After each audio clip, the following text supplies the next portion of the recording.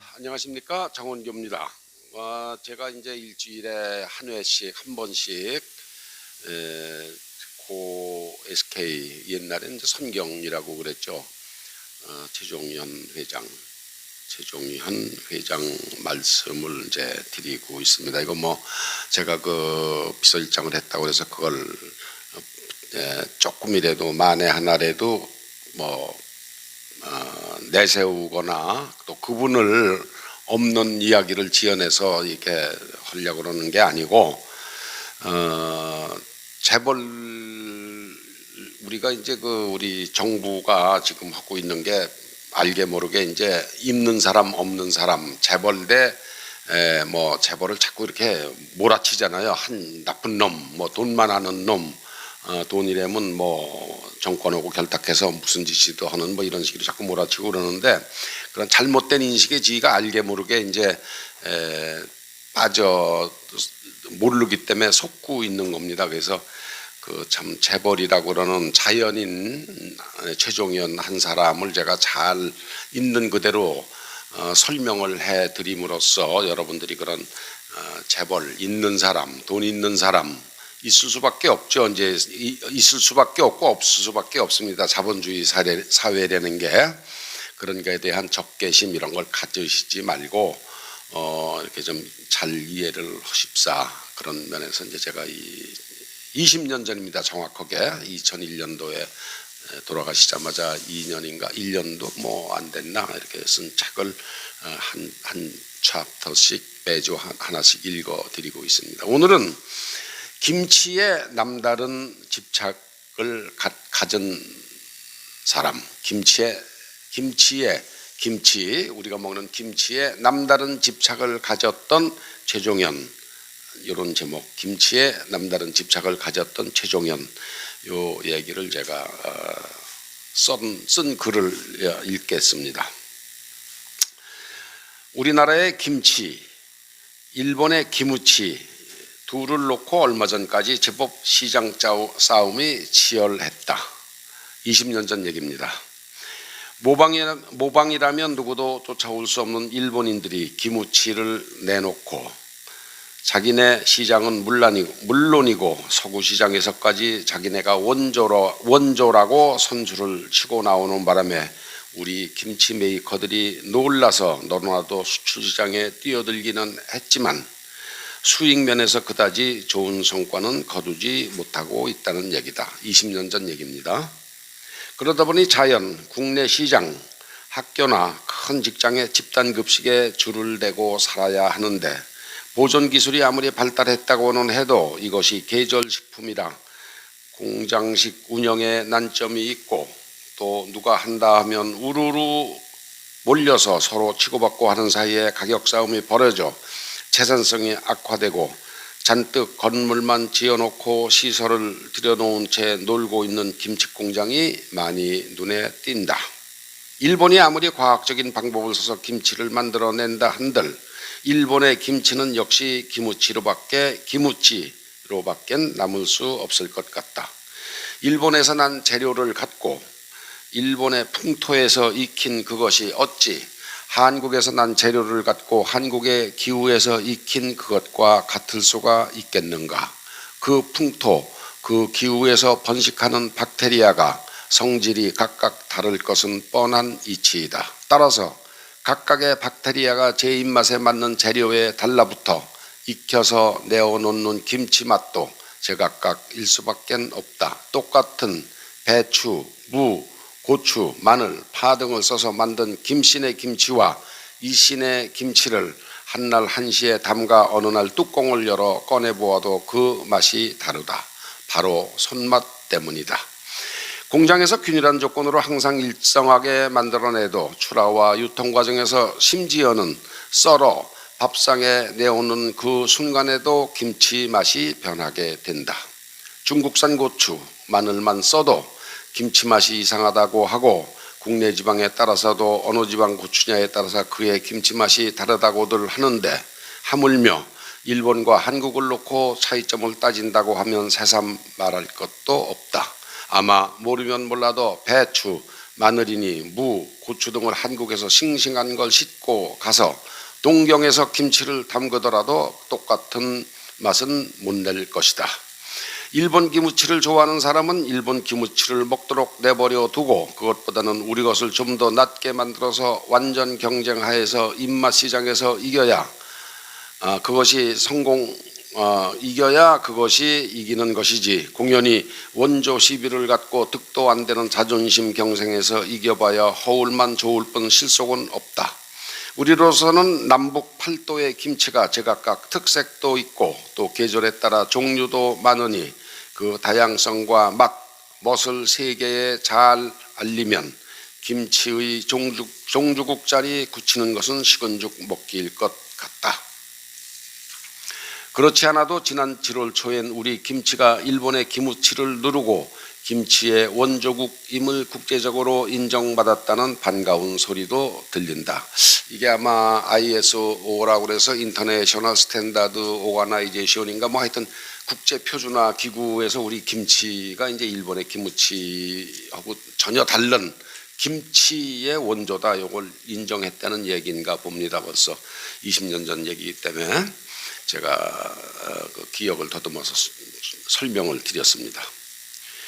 최종현 회장은 유난히도 김치에 대해 관심이 많았다. 맛있는 된장국에 김치 한 가지만 있어도 밥 한 그릇 먹는 데는 아무 지장이 없다는 게 그 양반의 지론이다.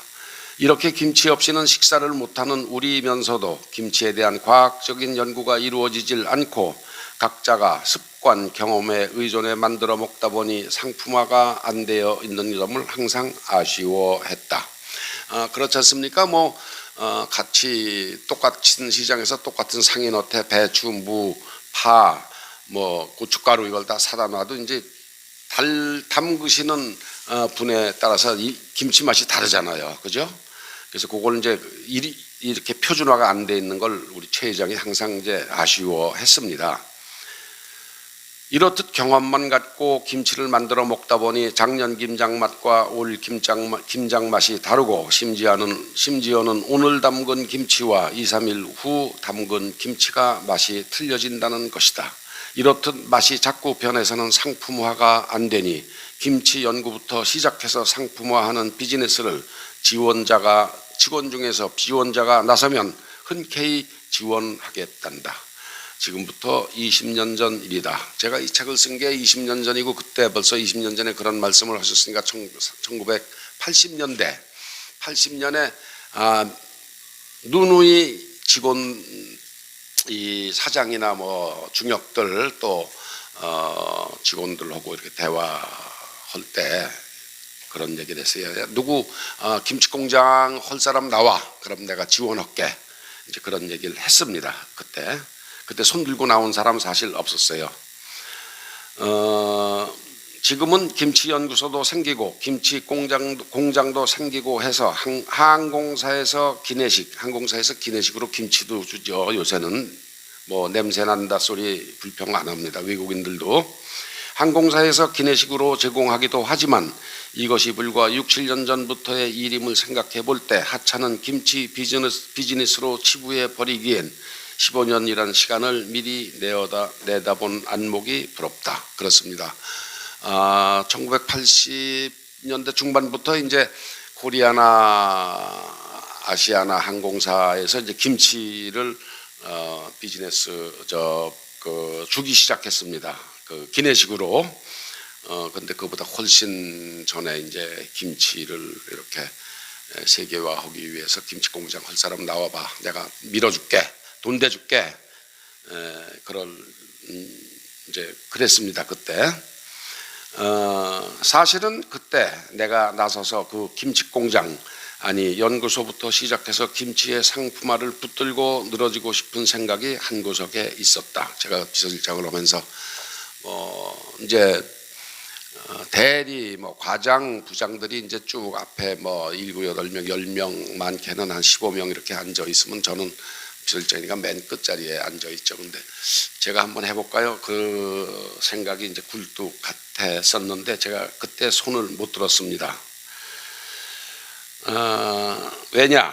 그러면서도 한 구석에 있었지만 한편 김치 사 먹는 시대가 언제 올까에 대한 불확실성이 또한 불안했다. 그때는 뭐 김치를 집집마다 담궈 먹고 시장에서 김치를 사 먹던 시대가 아니었었죠. 아마 그때 이것저것 눈치 안 보고 손들고 나섰다면 지금쯤 김치로 돈을 벌지는 못했더라도 어디선가 강단에서 김치론을 강의하고 있을지도 모르겠다. 그로부터 15년이 지난 90년대 중반에 그루브의 워커힐 호텔에 드디어 수펙스 김치가 등장했다. 메뉴로도 제공하고 소량씩 팔기도 했다. 비즈니스로서의 상품으로서의 성공까지는 그 후 잘 모르겠지만 잘 알려지지 않았으나 본인이 창안한 경영기법인 수펙스, 슈퍼 엑셀런트, 그걸 수펙스라고 했습니다. 줄여서 의 이름까지 붙여 내어놓을 정도로 끈기와 집념이 대단했다. 나중에 이제 그 워커힐 호텔에서 수펙스 김치라는 걸 손님들한테 제공도 하고 팔기도 했습니다. 수펙스라는 게 엑설런트해서는 안 된다. 이 양반이 일을 할 때는 뭐든지 엑설런트 뛰어나서는 안 된다. 슈퍼 엑설런트 아주 무지하게 슈퍼하게 뛰어나라. 그래서 그걸 합해서 이제 수펙스라고 해서 이 뭐든지 일을 하나 할 때는 붙들고 늘어져서 수펙스, 슈퍼 엑설런트, 보통 엑설런트 해가지고는 안 된다. 그건 세고 셌다 그런 놈들은. 그러니까 슈퍼 엑설런트 아주 열과 혼과 정성을 다 바쳐서 몰두해도 해야 비즈니스는 성공한다. 그래서 이제 수펙스라는 말을 그분이 했습니다. 이 수펙스 김치라는 걸 이제 워커힐에서 만들어서 내놓기 시작했죠.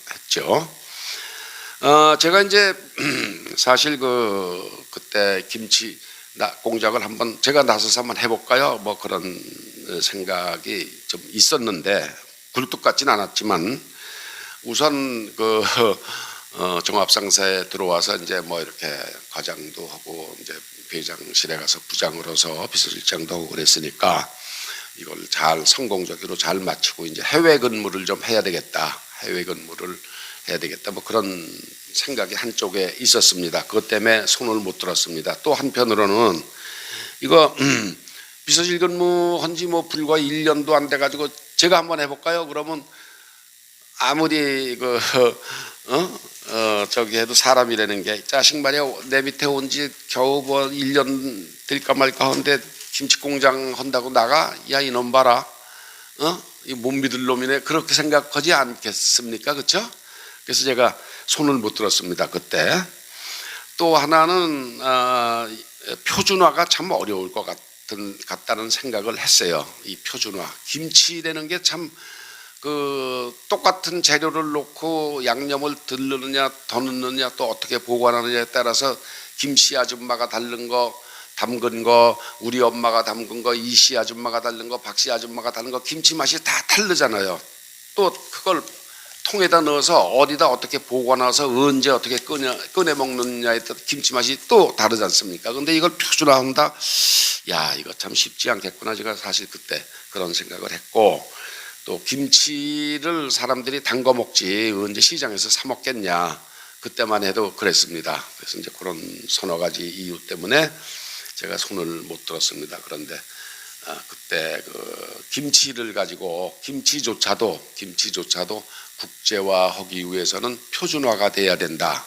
이렇게 담그면 요 맛이 나고 이렇게 담가서 이렇게 보존하면 요 맛이 나고 또 뭐 이런 표준화를 해야 된다. 그래서 아주 안달을 하셨습니다. 김치에 대해서.